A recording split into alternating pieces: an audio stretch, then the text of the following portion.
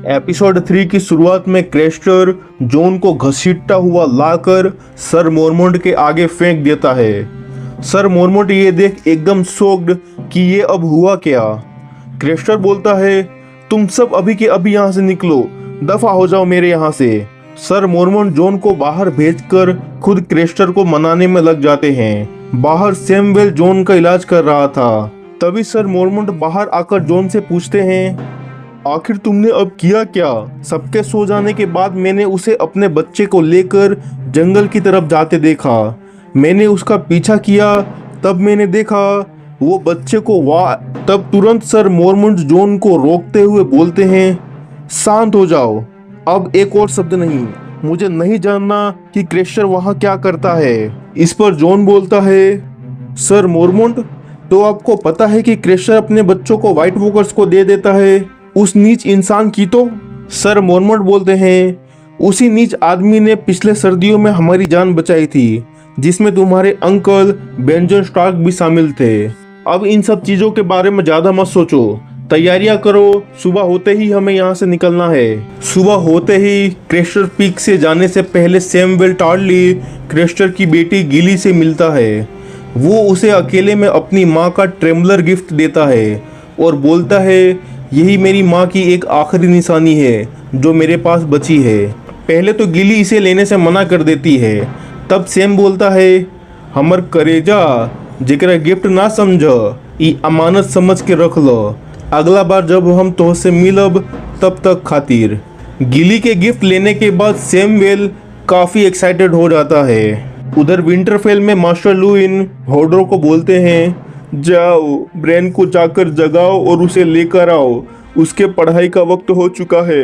Hodor के brain के पास पहुंचने पर हम देखते हैं ब्रेन फिर से वही अपने सपनों की दुनिया में खोया हुआ है, पर फिर एक बार उसकी अचानक से नींद खुल जाती है। ब्रेन मास्टर लुइन को अपने सपनों के बारे में बताता है।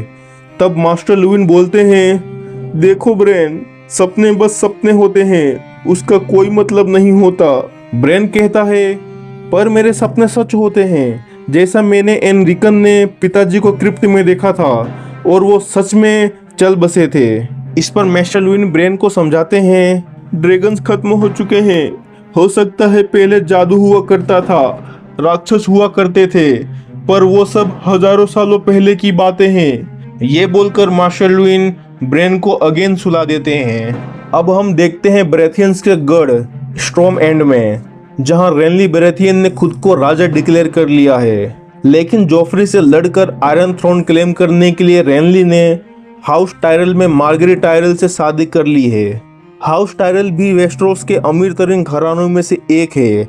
साथ ही रेनली के मार्गरेट टायरल से शादी करने के बाद टायरल्स के 1 लाख की फौज और फूड सप्लाईज भी रेनली के हाथों में आ चुका है। यहाँ रेनली एंड मार्गरे फाइट एंजॉय कर रहे होते हैं, जिसमें मार्गरे का भाई सर लोरेस टायरल अपने अपोनेंट से हार जाते हैं।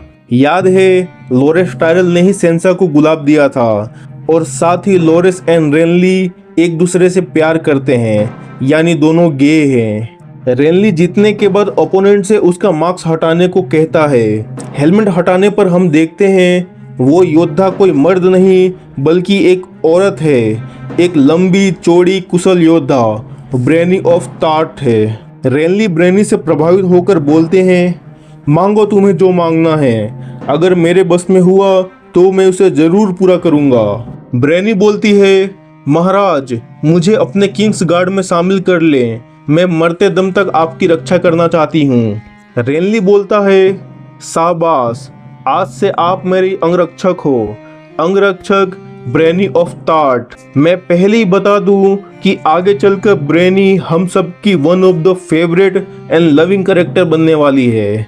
तभी वहां कैटलिन स्टार्क भी रोब का प्रस्ताव लेकर पहुंच जाती है। रेनली कैटलिन को यहाँ देख बहुत खुश होता है और बोलता है, मैं आपके पति के मौत का बदला लूंगा लेडी कैटलिन स्टार्क। तब लोरस बोलता है, आप यहाँ आई, रोब ने आपको आगे भेज दिया, वो खुद नहीं आ सकता था क्या?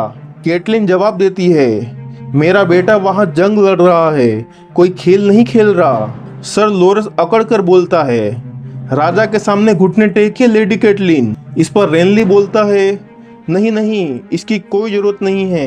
लेडी केटलिन एक सम्मानित औरत है।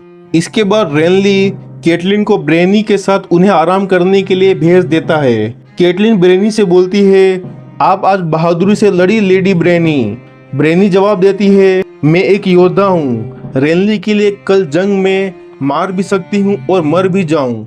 मैं एक योद्धा हूँ, कोई लेडी नहीं। वहाँ आयरन आइलैंड में बेलन ग्रेजोए विंटरफेल पे अटैक करने का प्लान बना रहे थे। वो बोलते हैं जब तक स्टार्क साउथ में लेनिस्टर से उलझे रहेंगे तब तक नॉर्थ अनगार्डेड है।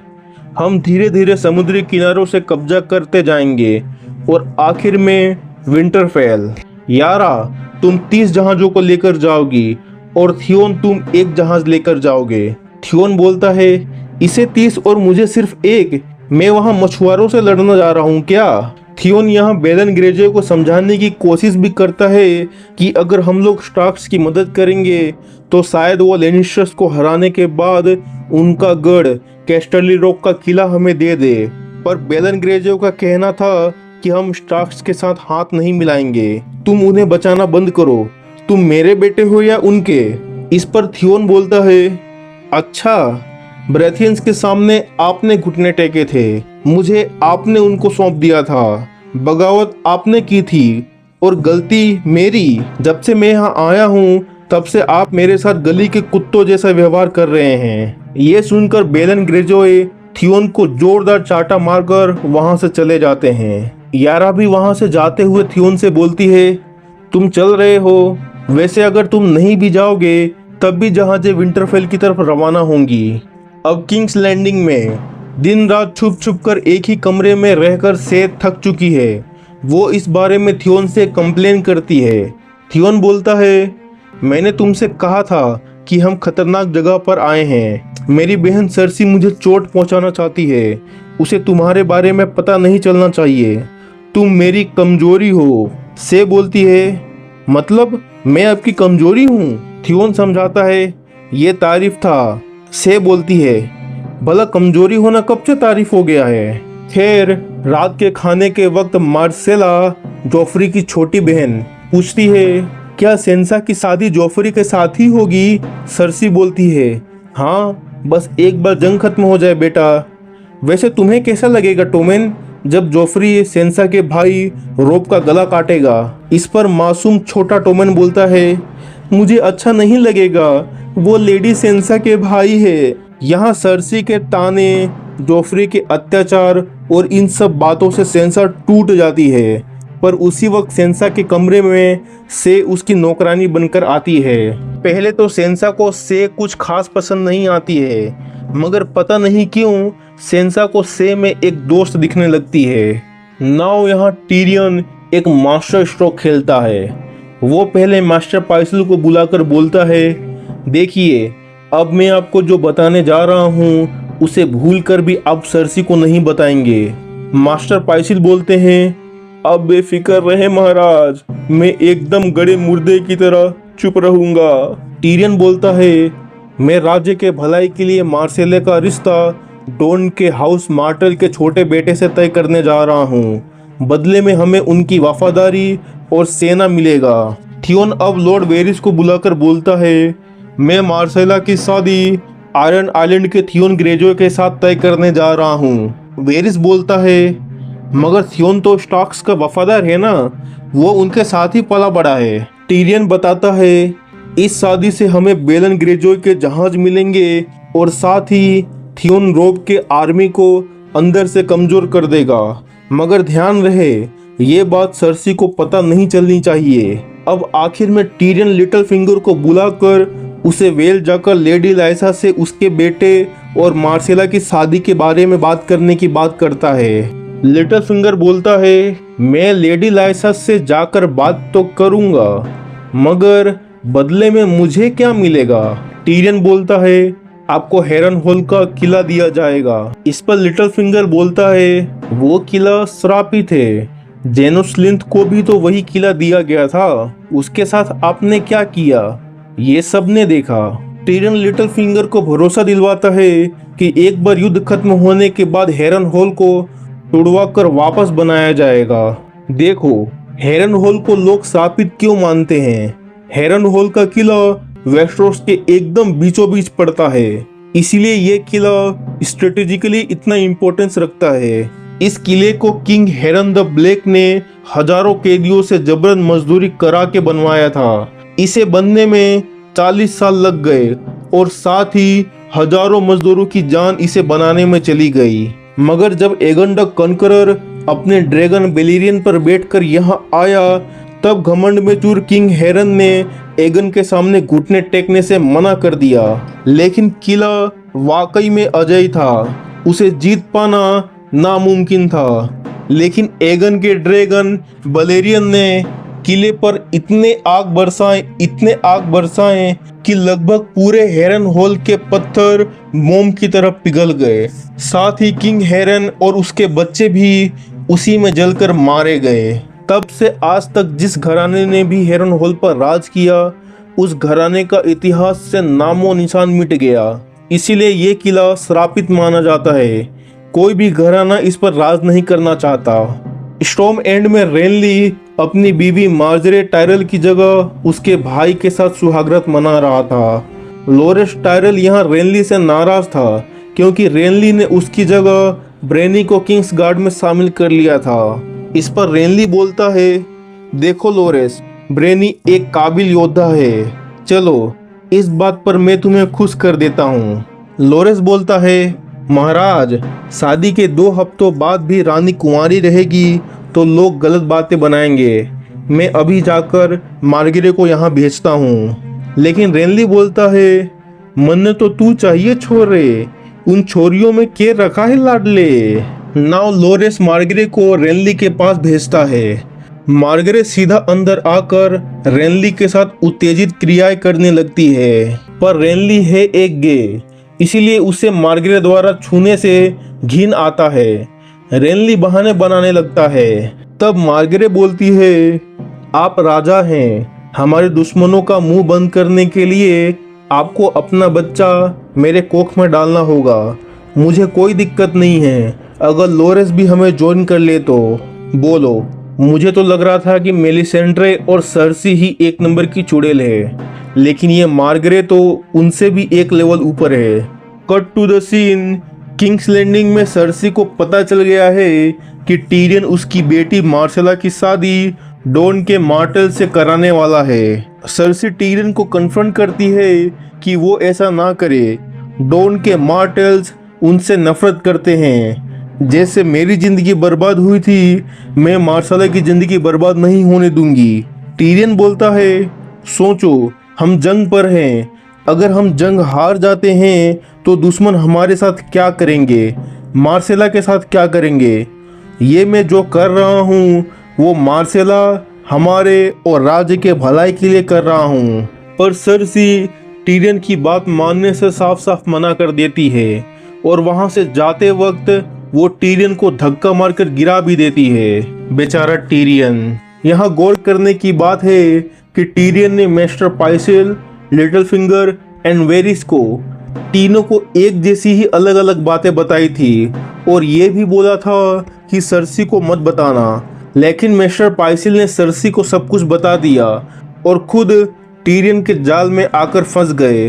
अब तो आगे ही पता चलेगा कि टीरियन मास्टर पाइसेल के साथ क्या करने वाला है। मीनवाइल आयरन आइलैंड में थियोन रोब को लेटर लिखता है कि मेरे पिता नहीं माने, वो नॉर्थ एंड विंटरफेल पर अटैक करने जा रहे हैं। लेकिन थियोन यहाँ कुछ सोचता है और लेटर डिलीवर करने की जगह उसे जला देता है। यानी थियोन अपने ही भाई रोब एंड स्टार्क्स के साथ गद्दारी करने वाला है। एंड बिलीव मी, आगे जाकर थियोन के साथ जो होने वाला है उसे देख आप बोलोगे कि थियोन कभी पैदा ही ना हुआ होता। खैर, अगले दिन सुबह थियोन का बैप्टिज्म होता है, यानी थियोन हमेशा के लिए स्टार्क घराने को भुलाकर अपने घराने यानी हाउस ग्रेजॉय को अपना लेता है पूरे विधि विधान से। अब थियोन आधा स्टार्क और आधा ग्रेजॉय नहीं बल्कि पूरा ग्रेजॉय बन चुका है। उधर किंग्स लैंडिंग में लिटिल फिंगर को पता चल गया है कि टीरियन ने उसके साथ खेल खेला था, उसकी वफादारी चेक करने के लिए। इसीलिए लिटिल फिंगर यहाँ काफी गुस्से में था। इस पर टीरियन बोलता है, नाराज मत होइए, अब मैं आपको आपके फायदे का ही काम बताने वाला हूँ। लिटिल फिंगर बोलता है, अब कैसा फायदा? पहले तो आपने हमें बेवकूफ बनाया। टीरियन बोलता है, मेरा भाई जेमी रोब के बाड़े में सड़ रहा है। रोब तो उसे छोड़ने से रहा, लेकिन मेरे पास एक प्लान है जिससे कैटलिन स्टार्क खुद जेमी को वहां से भगाएगी। क्या आप कैटलिन स्टार्क से मिलना नहीं चाहते? अब यहाँ से टीरियन एंड ब्रॉन दोनों मास्टर पाइसिल के कमरे में जबरन घुस जाते हैं और यहाँ मास्टर पाइसिल जो सबके सामने शरीफ इंसान बने फिरते हैं, वो लड़की के साथ रंगरलियां मना रहे थे। टीरियन इन्हें रंगे हाथ पकड़ लेता है। वो बोलता है, तो आपने सर्सी को डॉन वाली बात बताई? मास्टर पाइसिल बोलते हैं, नहीं, मैं नहीं था। हाँ, वेरिस, ये वेरिस का काम है। टीरियन बोलता है, मैंने आपको डॉन की बात बताई थी, वेरिस को आयरन आइलैंड की और लिटिल फिंगर को वेल की। तब वेरिस ने आपकी बातें सर्सी को कैसे बता दी? सिपाहियों, इनका नीचे का सामान काट दो। ये सुनकर तुरंत मास्टर पाइसिल बोलते हैं, मैंने हमेशा से लेनिस्टर्स की सेवा की है, आपके पिता सब जानते हैं। इस पर टीरियन बोलता है, आप कितने वफादार हैं ये मुझे पता है। आपने नेड स्टार्क को धोखा दिया, जॉन एरन को धोखा दिया। सिपाहियों, ले जाओ इसे यहाँ से। यानी हमें लग रहा था कि सिर्फ जेनोस लिंथ एंड लिटिल फिंगर ने ही नेड स्टार्क को धोखा दिया था, मगर भेड़ का खाल पहने ये कमीना भेड़िया मिस्टर पाइसिल, इसने भी नेड स्टार्क को धोखा दिया था। जॉन एरन के मौत के साजिश में ये भी शामिल था। अब आता है गेम ऑफ थ्रोन्स सीरीज का सबसे आइकॉनिक एंड सबसे meaningful scene. Lord Varys Tyrion के साथ बैठकर चाय पी रहा था। तब वो बोलता है, पहले जेनोस लिंथ और अब पाइसिल, स्मॉल काउंसिल सच में छोटी होती जा रही है महाराज। मुझे डर है कि अगला नंबर मेरा ही ना हो। टीरियन बोलता है, ऐसा नहीं है, मैं ये सब इसीलिए कर रहा हूँ क्योंकि मैं नेड स्टार्क की तरह गलत लोगों पर भरोसा कर कर मरना नहीं चाहता। यहाँ वेरिस टीरियन से पूछता है, क्या आप पहेलियों में दिलचस्पी रखते हैं महाराज? टीरियन बिना मन के बोलता है, हाँ, पूछिए जो पूछना है आपको। वेरिस पूछता है, एक कमरे में 3 महान पुरुष है, एक राजा है, एक पुजारी है और एक अमीर इंसान, और वहाँ एक साधारण तलवारबाज खड़ा है। सबने उस तलवारबाज को आदेश दिया कि मेरे अलावा बाकी के दोनों को मार दो। तो अब आप बताइए कि तलवारबाज किसे मारेगा और किसे बचाएगा? टीरियन बोलता है, वो तो तलवारबाज के ऊपर है, वो जिसे चाहे उसे मारेगा। वेरिस बोलता है, लेकिन उसके पास ना ताकत है, ना ईश्वर का आशीर्वाद, ना खूब सारा धन, फिर वो किसे मारेगा? टीरियन बोलता है, क्योंकि उसके पास तलवार है, जीवन और मौत की शक्ति। वेरिस बोलता है, अच्छा, तो ये बताइए, जब नेड स्टार्क को एग्जीक्यूट किया गया तो उसका जिम्मेदार कौन था? जोफ्री या वो जल्लाद या फिर कोई और? टीरियन बोलता है, लॉर्ड वेरिस, मुझे ये सब पहेलियां वहेलियां नहीं आती, आप ही बताइए। तो वेरिस बताता है, शक्ति तलवार में नहीं, बल्कि इंसान जहां उसे देखता है, जहां चाहता है, शक्ति उसी चीज में होती है। वेरिस टीरियन की तरफ देख इशारों में बोलता है, एक छोटा सा इंसान भी बड़ी परछाई बना सकता है माय लॉर्ड। अब हम आर्या को देखते हैं, जिसे सोने में दिक्कत हो रही थी, चाह कर भी उसे नींद नहीं आ पा रहा था। योरेन आर्या की परेशानी देख उसे कंसोल करता है। तब आर्या बोलती है, आंखें बंद करने पर जोफ्री, मेरे पिता नेड, मेरी बहन सांसा मेरे सामने खड़े दिखते हैं। मुझे कुछ समझ नहीं आ रहा, मैं क्या करूं? यानी छोटी आर्या को अपने पिता नेड के मौत का गहरा सदमा लगा है। इस पर योरेन आर्या को समझाने के लिए अपना किस्सा बताता है कि एक दिन मेरे भाई के सीने में विलेन नाम के लड़के ने खंजर घुसा दिया। तब मैं छोटा था, मुझे मेरे भाई का चेहरा याद नहीं था, पर विलियम का था। उसकी आंखें, उसके सफ़ेद दांत, लंबा कद, हैंडसम सा। जब जब मैं सोता था, हर पल उसका नाम मेरी जबान पर होता था, विलेम, विलेम। पर एक दिन विलेम वापस गांव आया।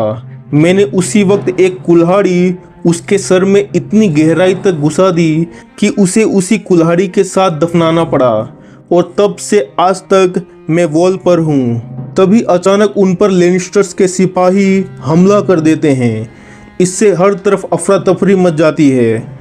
इसी दौरान एक छोटा सा लड़का गेंड्री का हेलमेट चुरा लेता है। लेनिस्टर सिपाही योरेन को कायरो की तरह क्रॉसबो से घायल करके उसे घेर लेते हैं। योरेन घायल हालत में भी बहादुरी से लड़ते हैं, पर लेनिस्टर्स गार्ड उन्हें बेरहमी से मार देते हैं और दूर झाड़ियों से छुपकर गेंड्री एंड आर्या ये सब होता देख रहे थे। जल्द ही योरेन के मरने के बाद लेनिस्टर सिपाही सारे जिंदा बचे लोगों को बंदी बना लेते हैं, पर बंदी बनने से पहले आर्या कैद में पड़े जैकन हगार की मदद कर चुकी थी। यहाँ जिस लड़के ने गेंड्री का हेलमेट चुराया था उसके पैरों में तीर लग गया था। एक लेनिस्टर सिपाही उससे प्यार से पूछता है, बच्चे क्या तुम चल सकते हो? बच्चा बोलता है, नहीं, मुझे उठाकर ले चलो, मेरे पैरों में तीर लगी है। सिपाही बोलता है, ठीक है, ले तुझे उठा देता हूँ। ये बोलकर वो बच्चे के गले में तलवार घुसा देता है। इसके बाद सभी बचे हुए लोगों से लेनिस्टर कमांडर पूछता है, हमें गेंड्री नाम के लड़के की तलाश है, तुम में से कौन है वो? यहाँ आर्या चालाकी दिखाते हुए बोलती है, वही जिसे तुमने अभी मारा, वो देखो उसका हेलमेट। ये बोलकर आर्या ने गेंड्री को बचा लिया। एक स्पेशल सैल्यूट टू सर योरेन, जिन्होंने मरते दम तक आर्या एंड गेंड्री की रक्षा की। And boom.